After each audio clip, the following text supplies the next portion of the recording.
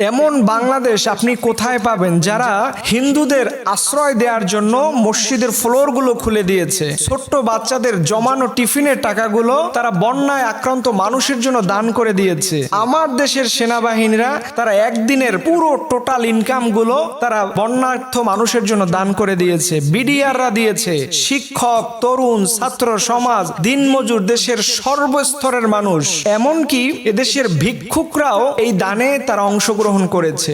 As Sunnah foundation বরাবর করে আসতেছে, বাংলাদেশ জামাত ইসলামী তারা করতেছে, এবং বাংলাদেশ জামাত ইসলামী আমির ডক্টর শফিকুর রহমান, ওনার কথা শুনলে তো হৃদয় জুড়িয়ে যাওয়ার মতো। উনি বললেন যে আপনারা কখনো ত্রাণের কথা বলবেন না, আমরা আপনাদের জন্য ত্রাণ নিয়ে আসিনি, আমরা এসেছি আপনাদের বাড়িতে মেহমান হয়ে। আর একজন মেহমান যখন অন্যের বাড়িতে যায় তার উচিত হচ্ছে কিছু না কিছু নিয়ে আসার জন্য। সো আমরা এই কারণে আপনাদের বাড়িতে মেহমান হয়ে এসেছি, আপনাদের জন্য এই সামান্য কিছু জিনিস আমরা নিয়ে এসেছি, এটা যদি আপনারা গ্রহণ করেন আমরা খুবই আনন্দিত হব। দেখেন আমাদের দেশের সম্প্রীতিটা কোন জায়গায়। মাদ্রাসার শিক্ষক, স্কুলের শিক্ষক, ছাত্র, তরুণ, সমাজ এবং মিডিয়া ব্যক্তিত্ব, মিডিয়ার বাহিরে ভিতরে সব শ্রেণীর মানুষ এই জাতীয় ভালো কাজের সাথে তারা অংশগ্রহণ করতেছে। এই দেশকে দমানোর শক্তি পৃথিবীর কোনো রাষ্ট্রের নাই। আপনি যতই পানি দেন না কেন, আমরা আমাদের জায়গা থেকে আমরা ভালোবাসা ছড়িয়ে দিব। এবং আপনারা দেখেছেন যে প্রবাসী হেলিকপ্টার ভাইয়েরা তাদের সর্বাত্মক চেষ্টা করে তারা যেই জায়গাতে মানুষ যাওয়া খুব পসিবল ছিল না সেখানে গিয়ে হেলিকপ্টারের মাধ্যমে তারা নিচ্ছে। আমার সেনাবাহিনীর ভাইয়েরা তারা দিনের পর দিন, রাতের পর রাত পানির মধ্যে থেকে করতেছে। এদেশের কন্টেন্ট ক্রিয়েটাররা করতেছে, সর্বস্তরের মানুষ। আসলে স্পেসিফিক সবার নাম তো আসলে বলা সম্ভব না।